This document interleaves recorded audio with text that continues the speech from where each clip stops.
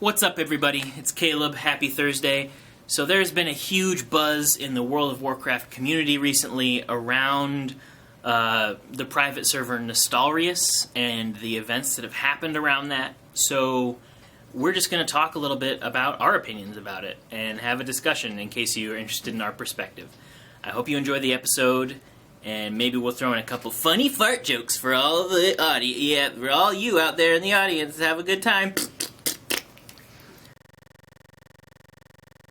There's such thing as private servers in World of Warcraft, which is like someone hosts their own private server that them and their friends can play on that's disconnected from WoW, and they can do certain things like make it a just vanilla server where the game is in the same state that it was during vanilla, or just like a specific expansion.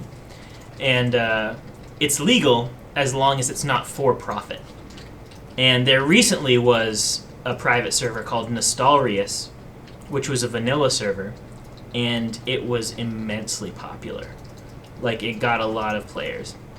And just recently, and it was just exact vanilla. Like, nothing about it was like any of the changes that we have now. So, like, even, like, the leveling up stuff, like, you would let me know. No flying. Yeah, you didn't get your mountain to level 40. Cool. It took a lot longer to level up. The graphics are worse. Like. Oh wow, that's kind of cool. It's just a complete like immersion. You're in vanilla now thing.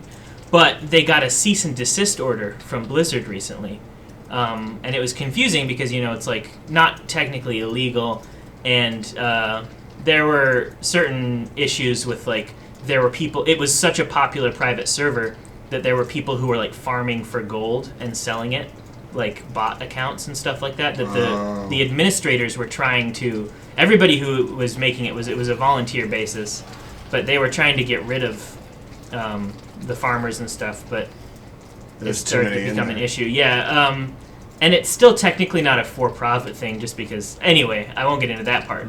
But basically, they shut it down, and there were a lot of people who played it.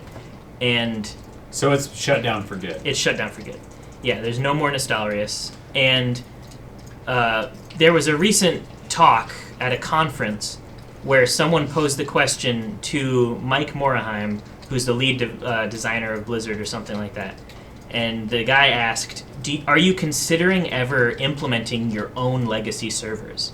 So like a server in which the game is exactly like it was during vanilla, that you could just Blizzard's. Yeah, that you could play officially through the game. And Mike Morhaime said, no, very definitively we're not. And then he said a hugely polarizing statement to the community, which was, you think you want that, but you don't want that. And oh my god, that's not the community to say that to. Right. So what's happened is the community and one of the original developers of Vanilla WoW and a lot of big people in the WoW community created a petition to petition Blizzard to make legacy servers for Vanilla, or to at least let Nostalrius exist again. And as of just right now, it has over 180,000 signatures. Whoa. And once it gets to 200,000 signatures, they're going to send it to Mike Morhaime. And it's this very eloquently worded, beautiful petition about how, people are fans of the game and stuff. So there's just this huge bone of contention going around. People are saying that they released the Legion announcement date to try to, like, create excitement to cover up this thing that's going to happen, but it's basically inevitable. Like today, it got like 25,000 more signatures. They'll reach their goal. We just need one more plant stalker for him. Okay. I have a couple of comments. I think I saw on Reddit there was like a massive parade of people. Is this the server you're talking about? Yeah, it is. So there was probably, how many players would you say were Follow there? me. Oh, like at least 1,000. So there was 1,000 players going on this sort of game exiting, server shutdown exodus across continents. And that was so amazing to see. Like, that was just so many people all at a computer doing this thing together because the server was ending. So I've killed everything I need to kill. Okay. And I think that... yeah, some. I think if Blizzard gets enough signatures, they have to do it as a business decision And to deny the dollar signs of it would just be dumb from a business perspective. 82. But then on the flip side, to deny the players what they want in a game that you're creating for them to play for fun is also just stupid. So it's dumb to tell people what they want out of a game. Well, 200,000, at the time that it was shut down, it had 150,000 concurrent players on the one server. Regular players. Which is huge for a private server. Yeah, enormous. It's bigger probably than most of the retail WoW servers. So that number alone, and I know that WoW is dwindling in its subscription base. It'll probably pick up again for Legion, but it's sort of on a steady downhill climb. So the potential of 200,000 people playing WoW that weren't before, is pretty huge. I don't know. How do you all feel about the ethics of something like that, of a private server or? Well, this is all very strange to me because the idea of not being able to go back and play a video game that I played and loved is very weird to me because I don't really play a lot of online games where there needs to be a server. Like if I want to play Resident Evil 2 again, I can play Resident Evil 2 again. And you just pop it in. Yeah, I think that taking that away from somebody is not really okay. I don't think that that's a good idea because you're changing a game that they've already purchased. You're updating it and adding things to something that they've already bought. Like you're changing their property in a way, and they have some rights too. I think they bought it in a certain way. So I think that it's very weird to me the idea of that. No, this game you've purchased is going to keep morphing and changing, and but that is the online gaming community. That's something that you're kind of signed up for in doing an online game like that. Right. I think there is something to be said for what he said of you think you want that but you don't. You think you want to go back, but the medium you've chosen to play isn't a medium that goes back. It isn't a medium that stays still. It's a medium that is constantly changing, and to really embrace what WoW is to consistently accept what it keeps becoming, because that's the art form that a massive multiplayer online thing is that it is on a server. That is an advantage, a reason to play something like this instead of popping in Final Fantasy again. But I mean, it's their game, Of course, they're going to shut that down if it's got more subscribers on it than their commercial ones. Of course, they're going to do that. And then to be kind of have their hand forced by the fans, that's what they don't want. That's what any group doesn't want, is that to say that this fan group knows more than the people who are producing it, is that you think you're gonna get a pushback from that of no, and I don't know, they're not really in danger of really going out of business, disappearing WoW forever, are they? Right. Is there any danger of that? Oh, really? I don't think so. Not when they're on especially with Legion coming in, yeah. So yeah, and that's the thing, right? Everyone wants the new expansion pack. Everyone wants to know what the next thing is, and that's what it is. But again, it is so weird to say that there's no way to go back and play the game that you love, to uninstall everything. And I think it would be smart to have that vanilla version for diehard fans, but honestly, make the servers really small or something to make it really geared towards people what WoW is now. Because I know for me, if I was getting into this, that's something that's huge for me, is I'm overwhelmed constantly. Constantly with it. Even with, starting small and, I always think of The Sims, when you throw in the idea of expansion packs, of, you could just still buy regular Sims and not have any of the expansion packs. Right. It's weird that at a certain level you're forced into all the other ones.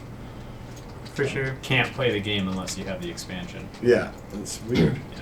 It is weird. I also, my thought would be that they should, if people say that they want it, then they want it. Yeah. The idea that you don't really want that is kind of it's kind of idiocy in a way. It's well, that's your opinion that I don't want that, but that's not how my wants work. Yeah. My wants work the way that I want them. And your opinions work the way that your opinions work, which have nothing to do with it. Yeah, with my It wants. seems like going to a restaurant and your server being like, what do you want? And you're like, I'll have the cheeseburger. And you think you want that, but you don't. But at the same time, if you sort of said that, you would listen to your server. Yeah, I think it's a little bit. Oh, yeah. It's more like the idea that you go in there and you say, I would like. I see that you have upgraded your bacon cheeseburger to a gorgonzola mushroom bacon cheeseburger. I just want the bacon cheeseburger. And Yeah. then the server says, we don't actually do that. We only do the gorgonzola That mushroom makes you bacon cheeseburger. disappointed and makes you think, well, why can't you just not have the extra Just stuff take on off it? the Yeah. extra stuff. Yeah. Yeah, that's what's interesting is because, I mean, like, people are making their own private servers. Like, they have the technology. They could just make one and let people play it. So I think that that's one of the bones of contention is that, yeah, maybe the fans are wrong, or maybe, like, they don't really want it, or et cetera, but, like, what's the harm in doing it anyway if people would play it? And Blizzard could charge for it. Yeah, well, it could be tied to your regular WoW subscription. Yeah, that's what I was thinking. Like, you could, tack it on for $5 extra or something. Or if you just wanted that kind of subscription, it's only $10 or something. Because it's obviously a less intense version of the game already. So why would it cost as much? With nothing to maintain. But I can see why they don't want that though. It's honestly in one way saying like all these advancements, all these steps, all these upgrades we've done haven't improved the game for some Right. people. Yeah. They don't want to endorse that mindset. No, we've made it better. Right. It's, It is what it is now, and it's not. yeah, it's that What it it's used to their be. product that they're making. Like I can totally see that all this time and energy, all these years they've done to make the leaves different in different areas, right? To the different things of code that they probably do, enabling everybody's subscription to upgrade on its own. Yeah. Like all this work that they've done, there's a large community out there saying, we don't care about that. We know WoW better than the people who make it, and you should have left it alone. They're not going to be really, accepting of that voice. Right. There's also, I think, a lot of, like, WoW is probably one of the games that has the most nostalgia attached to it. Because it's 10 years old. And Yeah, it's super old. And so, for so many people, it was, like, their first MMO, their first, like, real online gaming experience. I see a lot of people post on the WoW forum on Facebook. They'll say, like, how long have you been playing and how old are you? And a lot of them are like, I'm 17, been playing 10 years. It's like, holy crap. Yeah. Holy crap. Yeah. And those are probably the best players. Yeah. The kids who started when it was like brand new and have kept with it, and they're still kids right now. Right. Yeah, it's interesting. Because, like, I definitely don't think that vanilla is mechanically better, but I would still be down to explore it again. Like, just to even experience some of the same stuff again, and it would be like going into a museum. It would be really interesting. And there are some things that I like way better about vanilla. Like, I can't say that I'm a fan, ultimately, of, like, how easy it is to... You could just get to max level by staying in one place and queuing Dungeon Finder. Right, you don't have to run anywhere. Right. So... And just the struggle. Like, I know that that's kind of masochistic. I think that's tied to the nostalgia. But just having these memories of, like, requiring to work as hard as you could and team up with a bunch of people to accomplish some menial task, compared to now when, if you play your cards right, you can probably solo everything, and there's no real, like, penalty for dying, and you get amazing gear sort of handed to you. Yeah, it took me most of my entirety of my playing career of WoW in vanilla to get my first epic. Like my first purple weapon, or, pant. It was actually, they were pants. Took me forever to get that. Max level and with a 40-man raid. And that's when I got my first epic. It's like, that was a lot of work. And now it's like, you can get epics for quests. It's different.